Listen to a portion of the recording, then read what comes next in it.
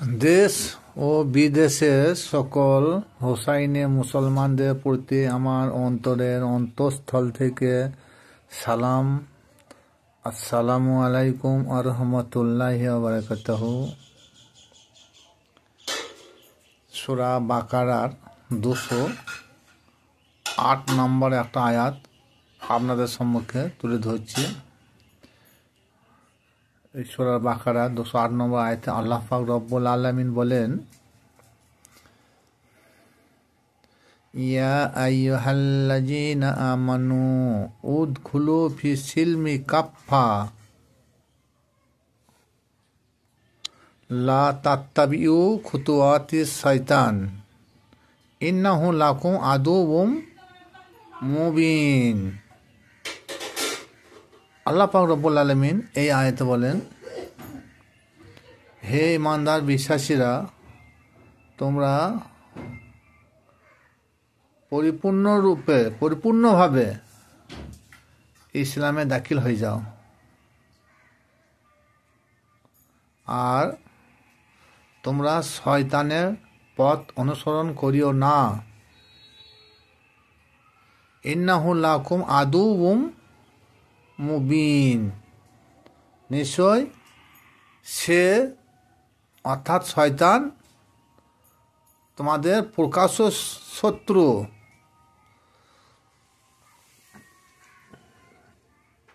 আয়াতে সর্বপ্রথমে রয়েছে, হে ইমানদার বিশ্বাসীরা, তোমরা পূর্ণাঙ্গ রূপে পরিপূর্ণভাবে ইসলামে দাখিল হয়ে যাও। তাহলে প্রথমে বলেছে আমানো হলেই যে আমরা পূর্ণাঙ্গ রূপে ইসলামে দাখিল হয়েছে তা নয়। তাহলে আল্লাহ পাক রব্বুল আলামিন এই আয়াতটা নাজেল করতেন না।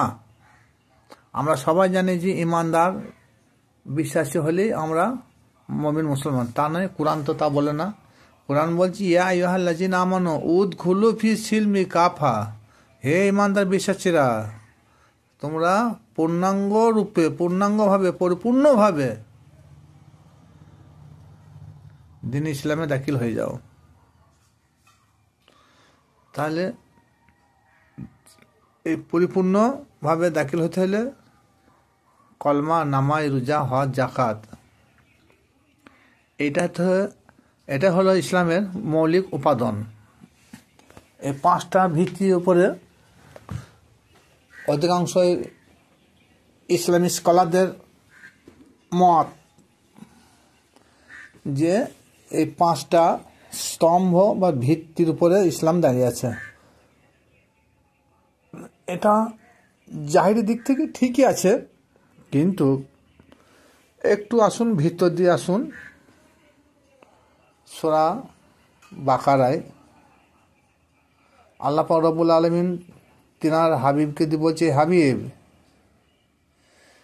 তুমি যদি রিসালাতের দায়িত্বভার অপরের কাছে পৌঁছে না দাও, তাহলে জানবো তুমি কোনো কিছুই করো নাই। নামাজ বাদ, হজ, যাকাত, কলমা, যত কিছু ইসলামে যে মৌলিক পাঁচটা উপাদান বললাম সব মাইনাস। এটা আমার কথা নয়, এটা আল্লাহ পাক রব্বুল আলামিনের কথা। এই আয়াতটা সম্ভবত সূরা মায়েদা 67 নম্বর আয়াত। তেনার রসুলকে উল্লেখ করে তিনি বললেন যে, তুমি যদি রিসালাতে দায়িত্বভার ওপরের কাছে পৌঁছে না দাও, তাহলে জানবো তুমি কোনো কিচ্ছুই করো নাই, সব বরবাদ হয়ে যাবে। তাহলে এই রিসালাতের দায়িত্বভার কাকে দিয়েছিলেন? মাওলা আলী আলাইহিস সালামকে তিনি দিয়ে দিয়েছিলেন। তাহলে আমরা যারা কলমা পড়ছি, নামাজ, রোজা, হজ, যাকাত করছি, রিসালাতের উপরে বিশ্বাস, কিন্তু বিলায়তের উপর যদি বিশ্বাস না করি, তাহলে কি হলো?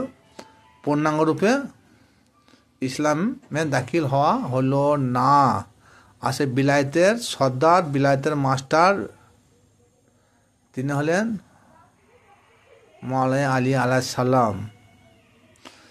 আল্লাহ পাক রব্বুল আলামিন এমন একটা আয়াত পাঠ করলেন যে, হে রসুল, বাল্লিগো, তুমি পৌঁছে দাও রিসালত, তা যদি তুমি পৌঁছে না দাও তাহলে জানবো যে তুমি কিছুই করো নাই, সব বরবাদ হয়ে যাবে।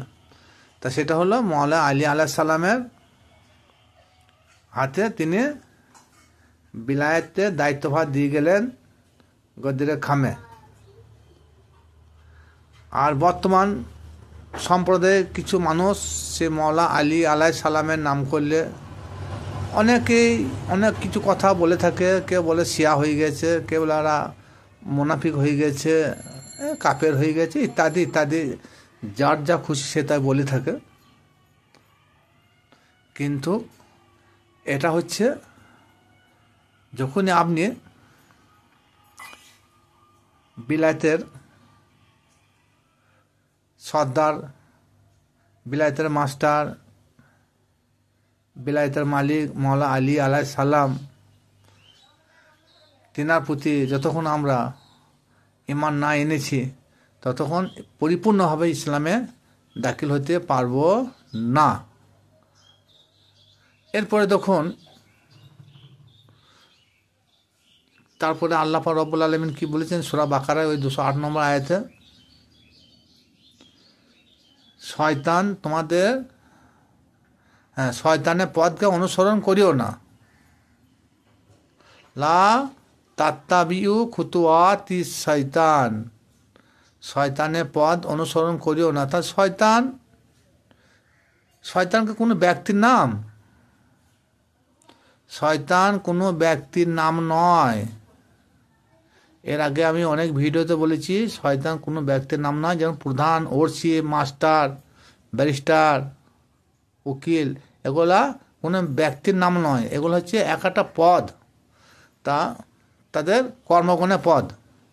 তারা যে শিক্ষা অর্জন করেছে সে শিক্ষা অর্জন করার পর যে পদ অবলম্বন করেছে সে পদ অনুযায়ী কারোর উকিল হয়, কারোর ওসি হয়, কারোর বিডিও হয়, কারোর প্রধান হয়, ইত্যাদি ইত্যাদি নাম হয়। কিন্তু অ্যাকচুয়ালি তার মা বাপ একটা নাম তার রেখে দিয়েছে, হয় রহমান সাহেব, না জলিল সাহেব, না কুদরত সাহেব, মালিক সাহেব, ইত্যাদি ইত্যাদি।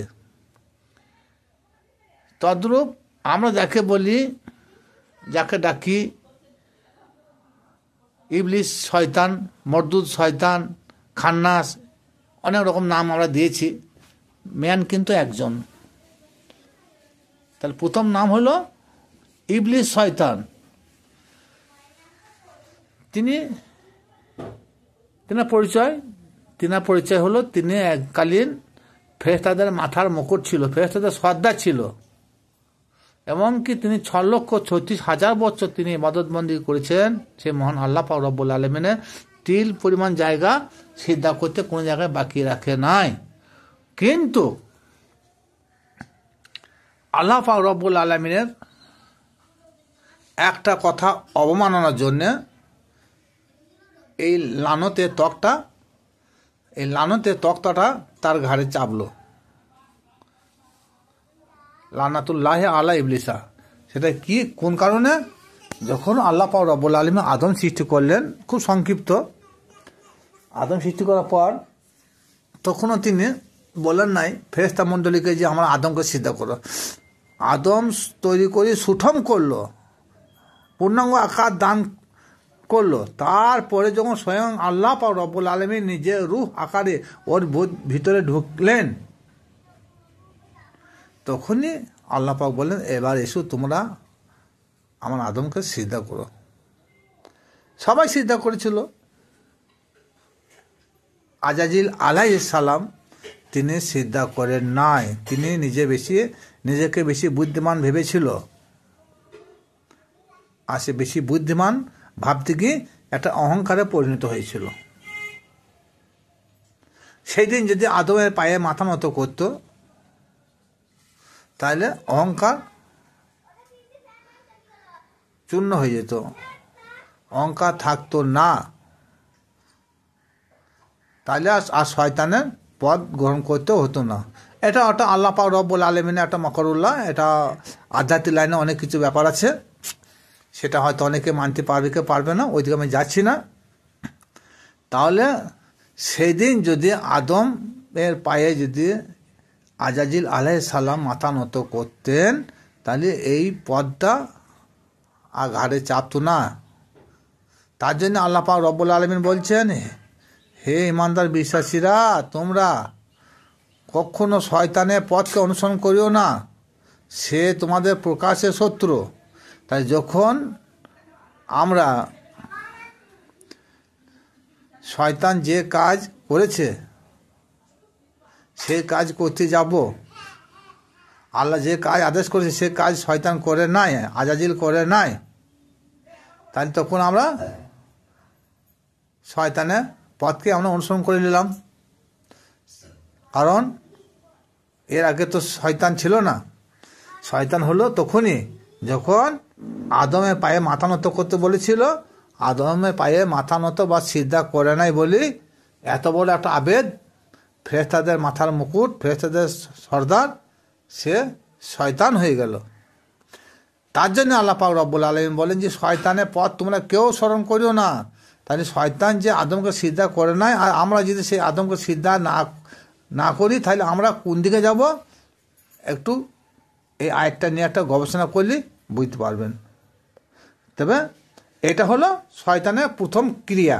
এরপরেও শয়তানের অনেক ক্রিয়া আছে, কিন্তু যে কারণে আল্লাহ পাক রব্বুল আলামিন প্রথম শয়তান পথ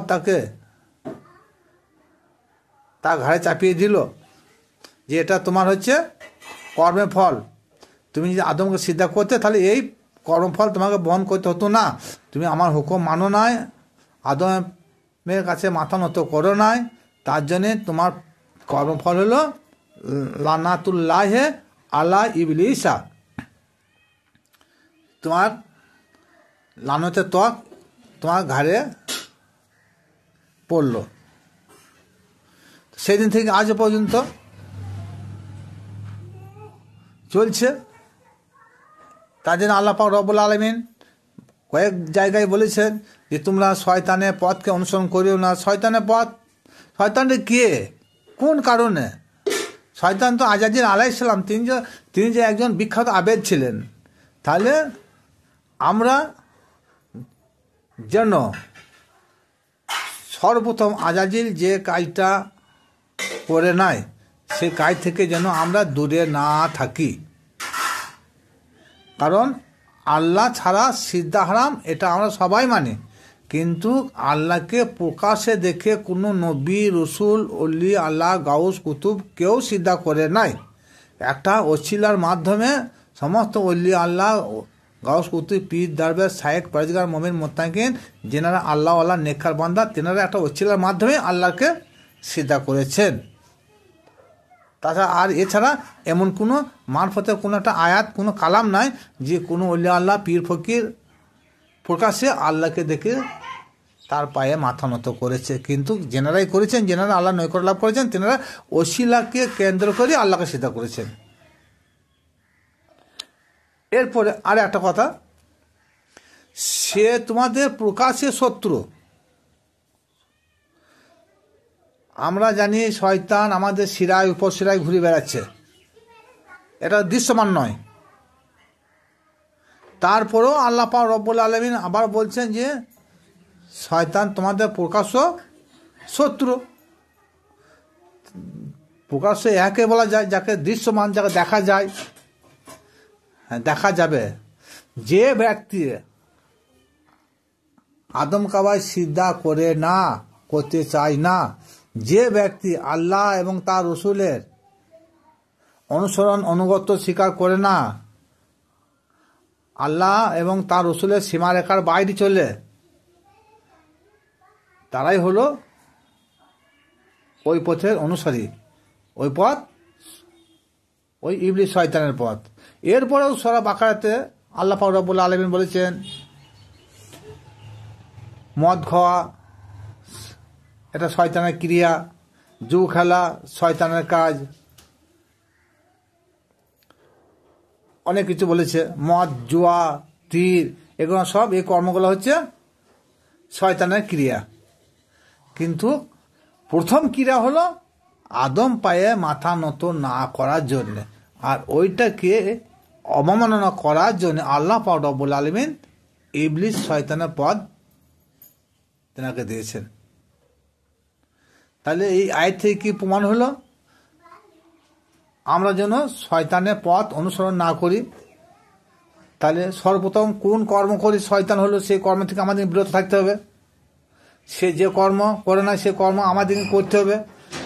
সুতরাং সেই কর্ম যদি আমরা করি তাহলে শয়তানের পথ থেকে আমরা দূরে থাকব, শয়তান আমাদের ক্ষতি করতে পারবে না।